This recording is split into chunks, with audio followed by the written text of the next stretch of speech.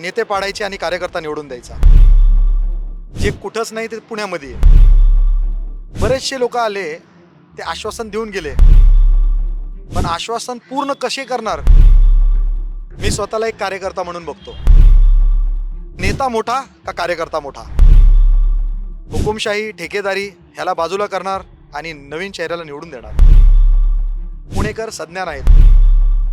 नमस्कार, मी Deepak Darade. For the people न्यूजमध्ये आपलं सर्वांचं स्वागत आहे. मंडळी, पुणे महानगरपालिकेची निवडणूक सुरू आहे आणि प्रचाराला जोरदार सुरुवात झाली. आज रविवार आहे. हा प्रचाराचा अतिशय महत्त्वाचा दिवस समजला जातो आणि आत्ता आपण प्रभाग क्रमांक 24 कसबा गणपती, के हॉस्पिटल आणि कमला नेहरू हॉस्पिटल या प्रभागात आहेत. माझ्यासोबत काँग्रेसचे उमेदवार राहुल शर्मा आहेत. आपलं मनापासून स्वागत आहे फॉर द पीपल न्यूजमध्ये. खूप खूप धन्यवाद. प्रचार सुरू झालाय. 15 तारखेला 15 जानेवारीला मतदान आहे, परंतु आता ज्यावेळी तुम्ही लोकांमध्ये जाताय, मतदारांकडे जाताय, काय परिस्थिती तुम्हाला आता सध्या जाणवते?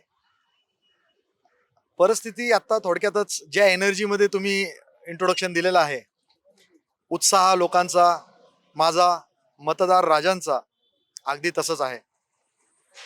आणि लोकांमध्ये जाताना लोकांचे प्रश्न जे आहेत त्याच्याबद्दल जाणून घेऊन त्यांच्या प्रश्नांना ज्या अर्थी मी मार्गी लावणार आहे या गोष्टींचा आश्वासन देत असताना लोकांचा जो प्रतिसाद आहे तो असा आहे की राहुल भाऊ, बरेचसे लोक आले, ते आश्वासन देऊन गेले, पण आश्वासन पूर्ण कसे करणार हे आज तागायत कोणच बोललं नाही. आमचा मत तुलाच आहे असं त्यांनी मला आश्वासन दिलेलं आहे. त्याच्यामुळं मी खूप आनंदी आहे. तुमची लढत म्हणजे इथं भारतीय जनता पार्टीकडून गणेश बीडकर आहेत, जे स्ट्रॉंग कॅन्डिडेट मानले जातात. दुसरीकडं शिवसेनेमधून रवींद्र धंगेकर यांचा मुलगा आहे. त्याच्यामुळं या दोन महत्वाच्या प्रमुख दावेदार जे आहेत आणि ताकदवान असलेल्या नेत्यांच्या समोर तुमचं आव्हान आहे. कसं बघता या लढतीकडे? मी स्वतःला एक कार्यकर्ता म्हणून बघतो आणि या लढतीमध्ये मी खूप आभारी आहे काँग्रेस पक्षाचा, सन्माननीय अरविंद भाऊ शिंदेंचा, की त्यांनी या लढतीसाठी माझी निवड केली. आणि आमचा प्रभाग म्हणजे प्रभाग क्रमांक 24 हा अगदी इतिहासाचे पानं उलटून जर आपण पाहिलो तर हा प्रभाग नेहमीच माणसं घडवतो. आणि या प्रभागाने यावेळेस ठरवले की 17 तारखेच्या वृत्तपत्रामध्ये हे दाखवायचं की नेता मोठा का कार्यकर्ता मोठा. म्हणून मी स्वतःला कार्यकर्ता मानतो आणि जनतेने ठरवले की नेते पाडायचे आणि कार्यकर्ता निवडून द्यायचा. आता ज्यावेळेस लोकांमध्ये जात आहे त्यावेळेस कसा प्रतिसाद दिसतो? असाच दिसतो? अगदी अगदी असाच प्रतिसाद आहे. हुकुमशाही, ठेकेदारी ह्याला बाजूला करणार आणि नवीन चेहऱ्याला निवडून देणार. मला सांगा, आता तुम्ही ज्यावेळेस या प्रभागामध्ये जाताय, काय महत्वाचे प्रश्न तुम्हाला जाणवतात, दिसतात? कारण इथं जसं तुम्ही म्हणाला की इथं नेता घडवला जातो, इथं एक इतिहास घडतो आणि तो घडलेला आहे पूर्वी, परंतु इथले प्रश्न तसेच आहेत का का ते सोडवले गेलेत? नेमक्या कुठल्या समस्या दिसतात? नाही, असं आहे बघा की पुणे महानगरपालिका डेव्हलपमेंट करत नाहीत का, तर नाही का, तर करते. मूलभूत सुविधा ज्या आहेत, मूलभूत सुविधा सगळ्या अवेलेबल आहेत, पण मूलभूत सुविधांचा कोलॅप्स जेव्हा होतो त्याच्या मागं काहीतरी एक राजकीय विचारशक्ती असते की बा आपल्याला आता पाण्याचा दाब कमी द्यायचा आहे का, रस्ता बळचकर खड्ड्याचा ठेवायचा आहे का. तर ते राजकीय लोकांची जी एक मानसिकता आहे ती आहे. मी त्याच्यामध्ये जास्त पडणार नाही. तर मूळ माझ्यासाठी प्रभागातले जे मुद्दे आहेत ते आहे ट्रॅफिक, अतिक्रमण, पार्किंग आणि गुन्हेगारी, शिक्षण.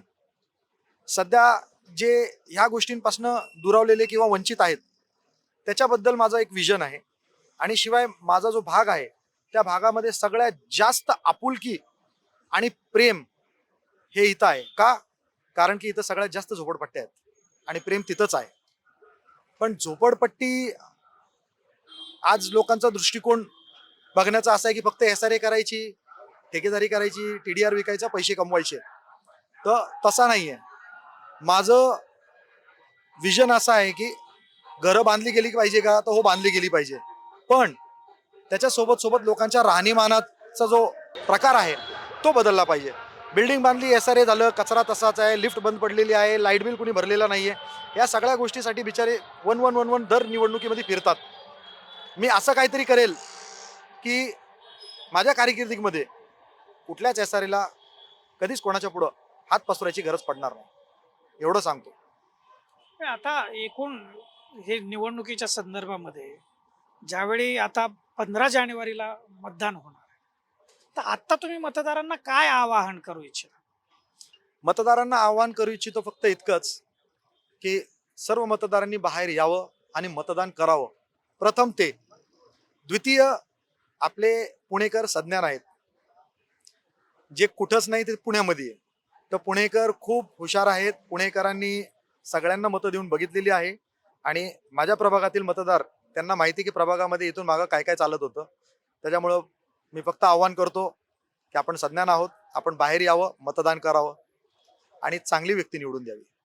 एक एक गोष्ट मला इथं आवर्जून उल्लेख करावा असं वाटतो त्याचा, की तुमचा जो हा परिसर आहे, इथं हिंदू मुस्लिम ऐक्याचा एक सद्भावनाचा हा परिसर मानला जातो. त्या अनेकदा म्हणजे गणेशोत्सव असेल किंवा ईद असेल, अशी एकत्र साजरी केलेली बघायला मिळते. त्याच्या कायम बातम्या लोकांपर्यंत येतात. हो, नक्कीच. हा प्रभाग खऱ्या अर्थाने मी शांतता कमिटीमध्ये पण सक्रिय असल्याने समत पोलीस स्टेशनमध्ये जेव्हा जेव्हा शांतता कमिटीची मीटिंग होते, त्यावेळेस तिथं सर्व समाजाची लोक येतात त्या मीटिंगसाठी. तर तिथं नेहमी सांगितलं जातं की समत पोलीस स्टेशन म्हणजे हिंदुस्थान, कॉस्मोपॉलिटन. त्या हिंदुस्थानामध्ये खऱ्या अर्थाने सर्व समाजाचे घटक राहतात. त्यामुळे इथं जातीवाद किंवा दुरान्वय किंवा तेढ अशातली काही भानगड नाहीये. सगळे सण, सगळ्यांचे सुख दुःख एकूणमेकाशी वाटून इथं आनंदी होतात लोक. असा हा प्रभाग. आपण वेळ दिलात फॉर द पीपलशी बोलण्यासाठी त्याबद्दल धन्यवाद आणि निवडणुकीला आपल्याला शुभेच्छा. हे होते राहुल शर्मा, काँग्रेसचे उमेदवार आहेत प्रभाग क्रमांक 24 मधून. अतिशय कॉस्मोपॉलिटियन असलेला हा प्रभाग आहे. इथं हिंदू, मुस्लिम, शीख, इसाई असे अनेक व्यापारी वर्ग इथं मोठ्या प्रमाणामध्ये आहे. पण झोपडपट्टीचा भाग इथं आहे. असं वेगवेगळे घटक तुम्हाला या प्रभागामध्ये पाहायला मिळतील. त्यामुळे पुण्यातला अतिशय एक वेगळा असा हा प्रभाग आहे. म्हणजे तुम्हाला संपूर्ण भारताचं दर्शन या प्रभागामध्ये तुम्हाला घडेल. त्यामुळं इथल्या निवडणुकीकडं संपूर्ण पुण्याचं लक्ष लागलेलं आहे. नेमका काय रिझल्ट येतो तो आपल्याला 16 जानेवारीला समजेल. तोपर्यंत तुम्ही फॉर द पीपल न्यूजला सबस्क्राईब करा. सर्व अपडेट्स तुमच्यापर्यंत त्यामुळं येत राहतील. कॅमेरामॅन रोहित वनकटेसह मी Deepak Darade, for the people news, Pune.